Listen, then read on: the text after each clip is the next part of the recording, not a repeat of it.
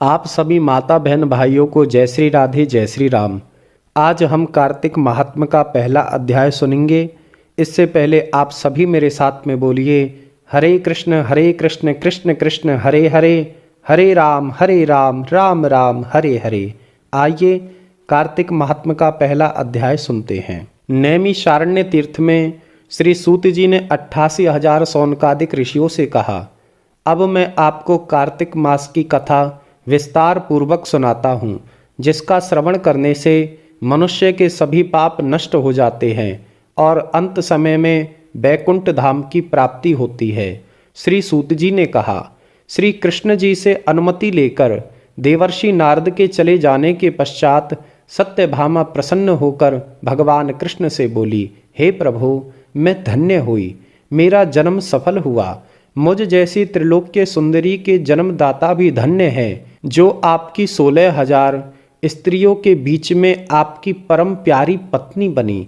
मैंने आपके साथ नारद जी को वह कल्प वृक्ष आदि पुरुष विधि पूर्वक दान में दिया, परंतु वही कल्प वृक्ष मेरे घर लहराया करता है। यह बात मृत्युलोक में किसी स्त्री को ज्ञात नहीं है। हे त्रिलोकीनाथ, मैं आपसे कुछ पूछने की इच्छुक हूँ। आप मुझे कृपया कार्तिक महात्म्य की कथा विस्तार पूर्वक सुनाइए, जिससे सुनकर मेरा हित हो और जिसके करने से आप कभी मुझसे विमुख ना हो। सूत जी आगे बोले, सत्यभामा के ऐसे वचन सुनकर श्री कृष्ण ने हंसते हुए सत्यभामा का हाथ पकड़ा और अपने सेवकों को वहीं रुकने के लिए कहकर विलास युक्त अपनी पत्नी को कल्प वृक्ष के नीचे ले गए। फिर हंसकर बोले, हे प्रिय, 16,000 रानियों में से तुम मुझे प्राणों के समान प्यारी हो। तुम्हारे लिए मैंने इंद्र एवं देवताओं से विरोध किया था। हे कांते, जो बात तुमने मुझसे पूछी है उसे सुनो। एक दिन मैंने तुम्हारी इच्छा के लिए गरुड़ पर सवार होकर इंद्रलोक जाकर कल्प वृक्ष मांगा। इंद्र द्वारा मना किए जाने पर इंद्र एवं गरुड़ में घोर संग्राम हुआ और गोलोक में भी गरुड़ जी और गौओं में भी युद्ध हुआ।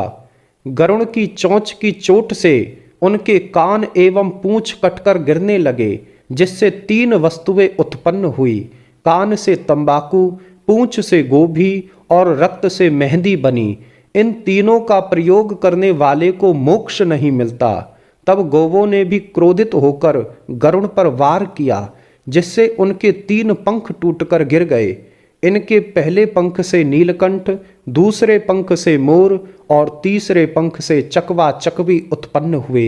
हे प्रिय, इन तीनों का दर्शन करने मात्र से ही शुभ फल प्राप्त होता है।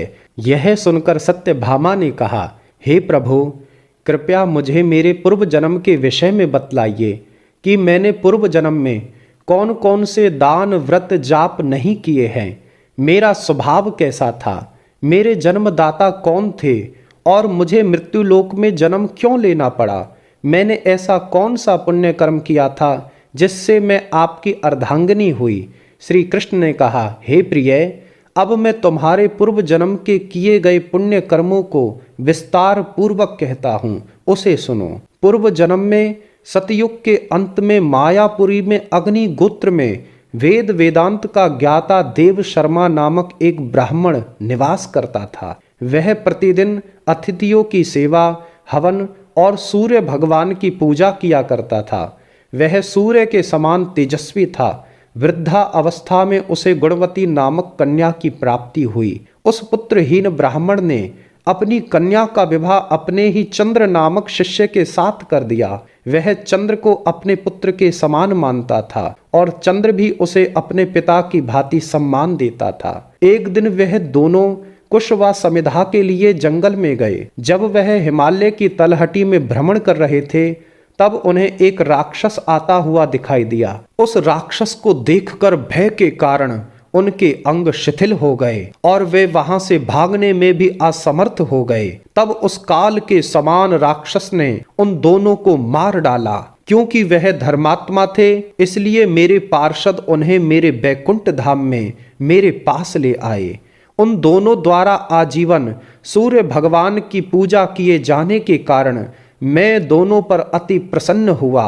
हे देवी, गणेश जी, शिव जी, सूर्य व देवी, इन सब की पूजा करने वाले मनुष्य को स्वर्ग की प्राप्ति होती है। मैं एक होता हुआ भी काल और कर्मों के भेद से 5 प्रकार का होता हूँ।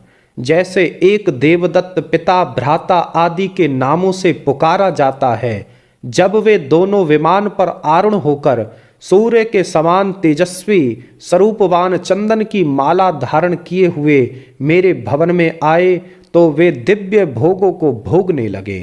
इतना कहकर के आज का पहला अध्याय समाप्त होता है। आप सभी मेरे साथ में बोलिए हरे कृष्ण कृष्ण कृष्ण हरे हरे, हरे राम राम राम हरे हरे। पुनः आप सभी माता बहन भाइयों को जय श्री राधे, जय श्री राम।